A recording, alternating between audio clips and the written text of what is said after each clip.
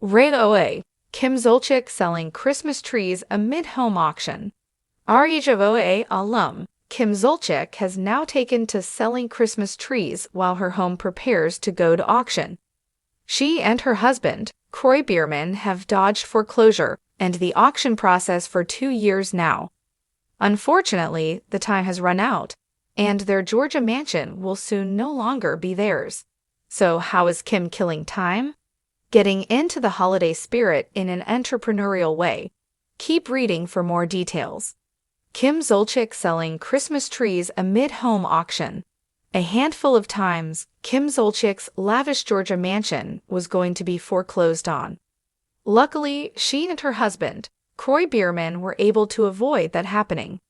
They faced that plus an auction twice but dodged it until they filed for divorce, and even more drama in their lives ensued. Kim and Kroy threw jabs at one another, with the cops being called and constant allegations. They did attempt to reconcile, but it was short-lived. Kim soon started to open up the family's closet and began selling pricey personal items. Kroy ended up stopping that from continuing as he maintained he was not seeing a dime from the sales. It did not help their financial situation at all, and he claimed this was joint property. More so, Kroy stated that Kim blew an excessive amount of money on shopping and alleged she had a gambling problem. Their house was set for foreclosure, but they were able to work with Truist Bank. They had to sell it in a certain time period, or the bank would take it, but that did not happen. Kroy Bierman blamed Kim Zolciak, saying they could have taken a lower offer and moved on. Now, the home will go to auction in December, but while they wait, Kim has a new job. According to TMZ, she is now selling Christmas trees. No, she is not doing it at a tree lot, but rather through her Instagram stories. She is selling these trees from her home, and anyone who wants one can message her. They just need to be able to pick them up and remove them from her possession. To sell these trees, Kim Zolciak likely had to get approval from Kroy Bierman, as it may be considered joint property. They may or may not already have been set up before the auction date was handed down. Or they were not put up just yet, and these are photos from the past. Either way, they are lavish trees that can bring in a pretty penny for the family. It is far easier for the family to sell off high-ticket items and pocket the cash while they pack up. Kim Zolciak Bierman stood in the middle of her expansive driveway, now doubling as a makeshift Christmas tree lot. The familiar smell of pine filled the air as rows of neatly arranged trees awaited their future homes. Glittering ornaments dangled from a few, showcasing a vision of holiday perfection, while others remained bare, awaiting a family's touch. Despite the festive setting, the looming reality of the Bierman estate's impending auction cast a shadow over her endeavor. Dressed in a luxurious fox fur coat and glittering Louboutin boots, because practicality was never her style, Kim adjusted her Santa hat and surveyed the scene. She wasn't just selling trees, she was selling an experience. "Smile, Brielle, we need to look like we're having fun," Kim called to her eldest daughter, who was busy snapping selfies with a flocked fir tree. "Mom, the lighting here is tragic," Brielle groaned, holding her phone at various angles. Kim rolled her eyes but quickly switched back to business mode as a customer approached. "Welcome to Kim's Kris Kringle Trees," she chirped, throwing her arms wide. "Every tree here is hand-picked and personally blessed by me. Trust me, nothing says Christmas like a Zolciak-certified tree."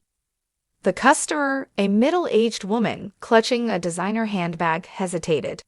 "Isn't this the house that's going up for auction?" Kim's megawatt smile faltered for a split second. "Oh, honey, don't believe everything you read. That's just people being jealous of my fabulous life. Now, let's find you the perfect tree, shall we?"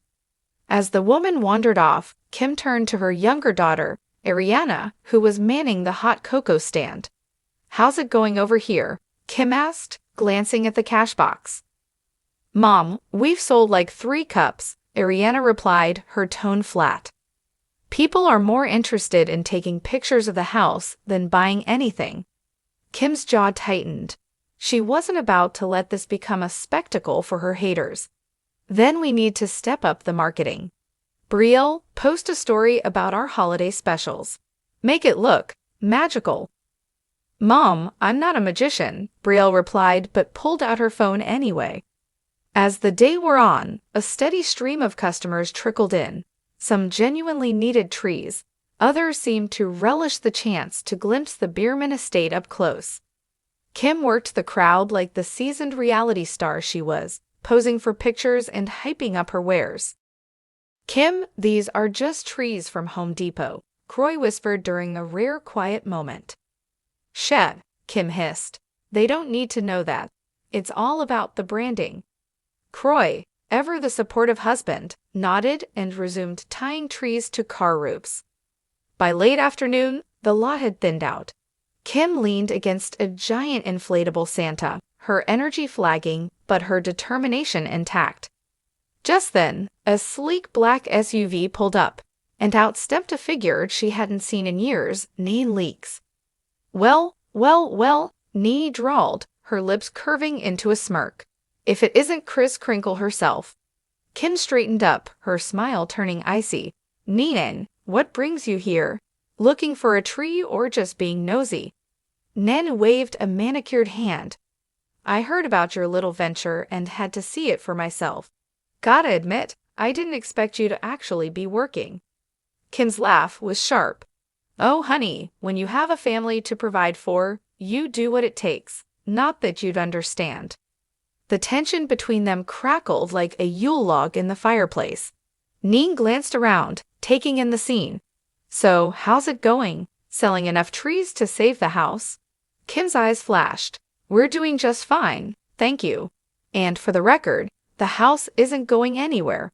People love to spread lies, especially about me. Nen raised an eyebrow, but said nothing, her silence louder than any words. As the sun dipped below the horizon, casting a golden glow over the remaining trees, a group of carolers arrived, their cheerful songs filling the chilly air. For a moment, the tension eased, and even Nene seemed caught up in the festive atmosphere. All right, Kim, Nene finally said, her tone softening. I'll take one of your trees, the biggest one you've got.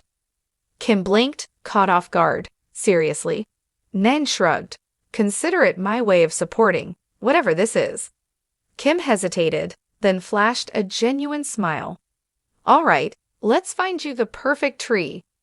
As they worked together to select a towering Douglas fir, the old friends turned rivals shared a moment of camaraderie, however fleeting. By the time the lot was empty, Kim felt a flicker of hope. She might not have sold enough trees to solve all her problems, but she'd proven one thing. The Zolciak resilience was as evergreen as the pines she'd peddled.